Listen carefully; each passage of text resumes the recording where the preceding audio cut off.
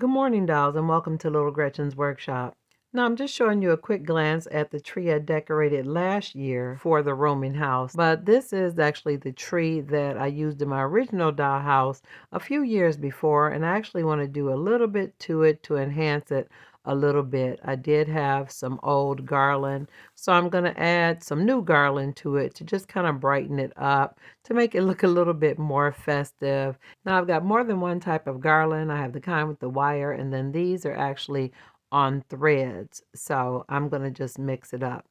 Now I'm not the type of person to do themed trees. I'm just going to use lots of different types of bulbs. But I actually do have some little bells. Some are green and some are red. And they actually came off of a dollar store necklace that I bought one year to go with an ugly Christmas sweater. So I'm using those as my ornament. And so I just put a little bit of Gorilla Wood glue on them and tuck them in on the branches to make them look like decorative balls. And if you hear a little bit of jingling, that is the actual balls. So I tucked them in here and there on top of the garland, and I thought that worked out well for a vintage Christmas tree. Now, I also had some pieces of felt, and since I have so many children in the house, I thought it was high time that I make some more Christmas stockings. Now, I'm making these stockings because I actually want to hang them on the mantle or around the fireplace, but I definitely needed more. Now, I actually have a couple that I had from back in the 70s from my original dollhouse, but I definitely didn't have any for the rooming house, and that's what I'm doing here. So I cut out some pieces of felt in the shapes of a stocking. Now, they don't have to be perfect, and none of them need to match. Because when my mother made stockings for my children for Christmas, all of the stockings are totally different. So I would imagine they would be the same in the rooming house. Now, as you see, I'm not doing a lot of explaining here because I'm just cutting them in the general shape of a sock, trimming it off so it'll be rounded. And it's a single layer. It doesn't actually have any part where you can tuck anything. It's just a single flat piece of felt. Now, after I got the little socks shaped into the way I wanted it, I added trim to the top. And I had lots of different ribbons. So some of them I did green ribbons, some of them I did gold rickrack, and just used whatever I had on hand. So don't complicate it. Keep it really simple. Keep it fun. Because dolls, these little stockings are for ornamentation purposes only. Here's one with red and white polka dot ribbon. And then I had another one, actually had some wrapping paper left over. I put that at the top. That looks cute. This is the opportunity to use up your festive scraps and come up with something really unique that will be cherished by your dolls for years to come. I think these little Christmas stockings will look wonderful on any fireplace mantle.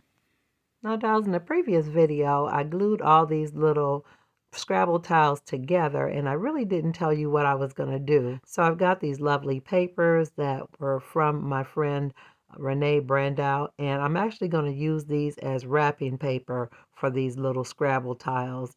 And I stacked the Scrabble tiles in different heights so that they would look like packages of different sizes. I think these little papers are perfect for this project, and I've been waiting all year to use them.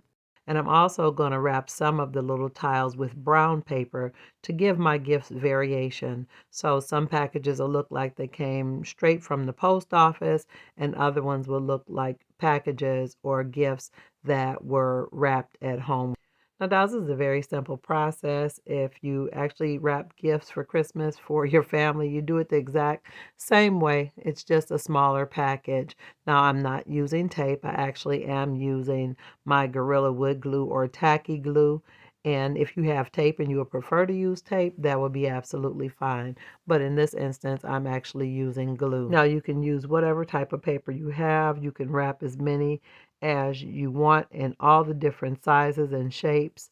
But the main thing you want to do, I always say, I don't like the sea of same. I like lots of variation in size, color, texture, height. And when your little Scrabble stacks are all wrapped up, your packages should look something like this. So let's set those aside and allow them to dry while we move on to the actual wrapping paper. Now, when I'm working with the wrapping paper, my cuts are a little bit more precise because I don't have an excess amount of the paper like I did the brown paper bag, but the process of wrapping is exactly the same. Now, dolls, after a while, you should have you a nice little stack of boxes, some with brown paper bags, some with wrapping paper. Now, at this point, you can put as much or as little embellishment on the little boxes as you like. Some I tied little ribbons wrapped around them. Other ones I actually tied bows and glued them to the top, but it's up to you. These little ideas that I'm showing you here in the video are for inspiration purposes only. Make it uniquely yours. Now, when it came to the brown paper bag boxes, I used my burlap twine threads to tie around them and make them look a little bit more industrial, like they were just parcels that had come from the post office. Now, I did use my tweezers to help me tie the bows and secure it because it was really tiny. But after I got my little tiny bows tied, I added a little glue and trimmed the strings so that it looked more in scale. Now, I really like the look of the brown boxes because they really give the impression of an old-fashioned Christmas, because you have to think about during those times, things like wrapping paper were luxuries, and if the people were hardworking people, they didn't have a lot of luxury in their lives, so things would be wrapped in brown paper bag.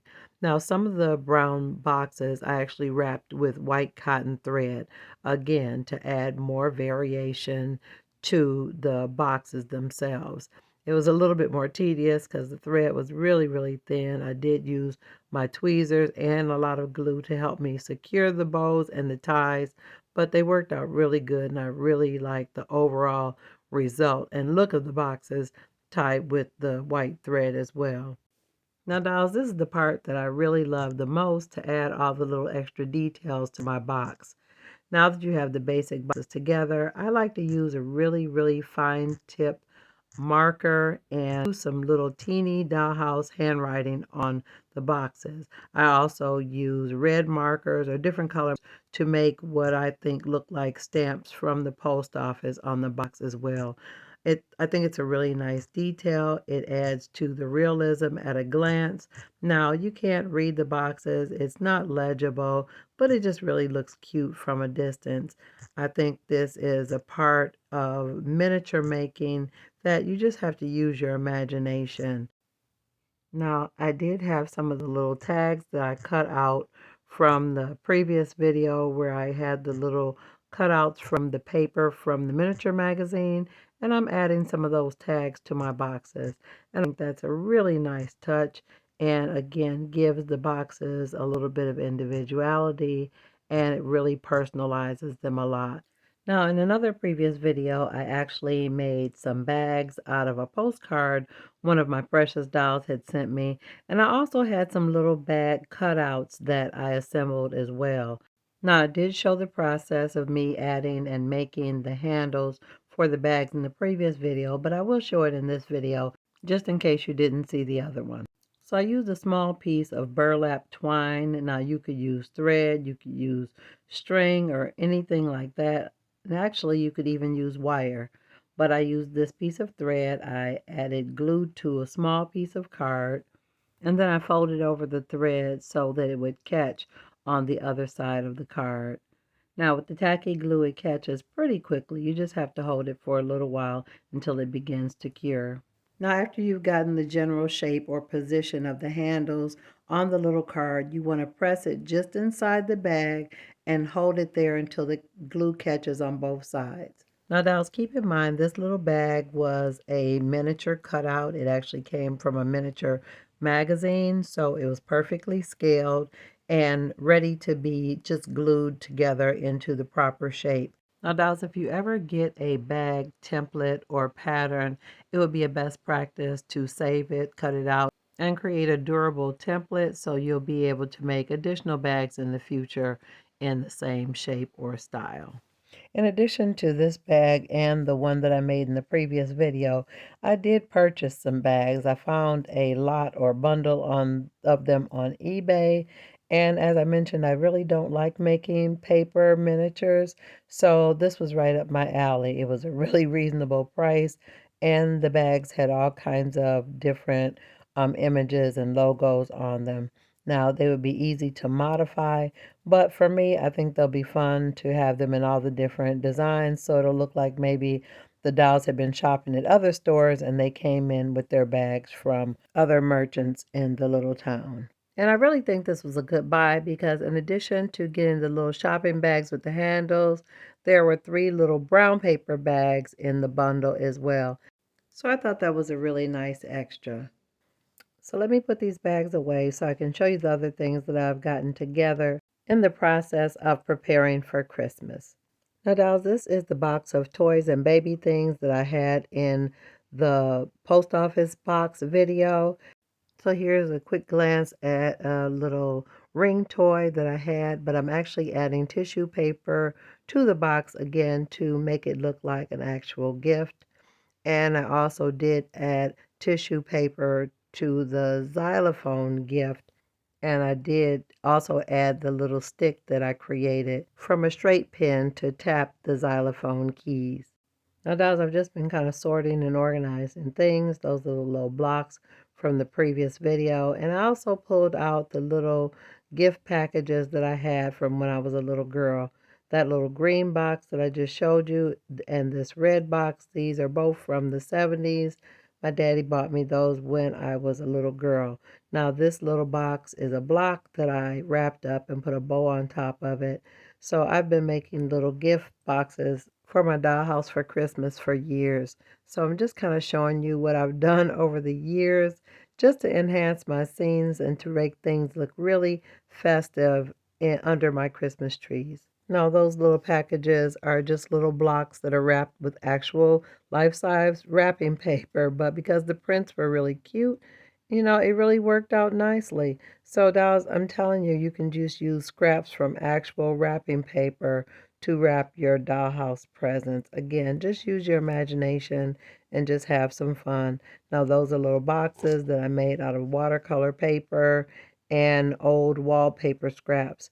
Now, I do have a couple dowels that I actually glued actual life-size wrapping paper to make it look as though my dowels had wrapping paper rolls. And I just kind of arranged those around and set them around in my scenes as well. So I'm just giving you a sneak peek at some of my little packages. Now, if you look closely, you see a little velvet sock. That's from the 1970s from my original dollhouse. Now, this is a little broken necklace that I got from the dollar store. It actually looks like a strand of Christmas lights. So I got it because I thought it looked like a miniature. I usually keep it in a brown box to make it look as though the dolls were decorating. And that's some little abused tinsel. I don't use it in any of my decorations. But again, it looks really cute in a box as though it's old Christmas decorations. So don't discard the old items. Use them just as a part of your storage. Now, this is a little hat box I made years ago.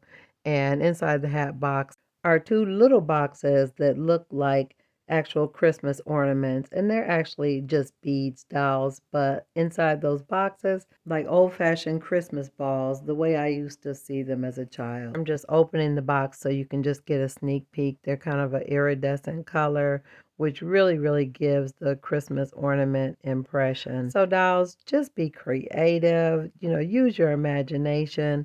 And here are the other stockings with the candy canes. Now these actually are stuffable. They came with those candy canes, so I didn't do that. That's something Daddy bought me many years ago, but they can definitely be reproduced with your own fabrics. Now, dolls, I've got these 2 wreaths that I've had. They're really old. I'd like to enhance them, and I actually want to make another one. Now, this one I generally put on the outside of the house, so I will work on the wreaths in another video. So I just want to show you everything all together. This is just kind of a general overall look of both of my trees, all of the presents, the boxes, the bags, the wrapping paper, and other decorations. And last but not least, if you look really closely, you can see my Christmas tree has lights, and those are just LED fairy lights dolls. So I hope this video gave you some Christmas inspiration. Now, if you enjoyed this video today, definitely let me know in the comments. Also, like, share, and subscribe. And I'm looking forward to seeing you on the next episode of Little Gretchen's Workshop. Bye-bye now, dolls.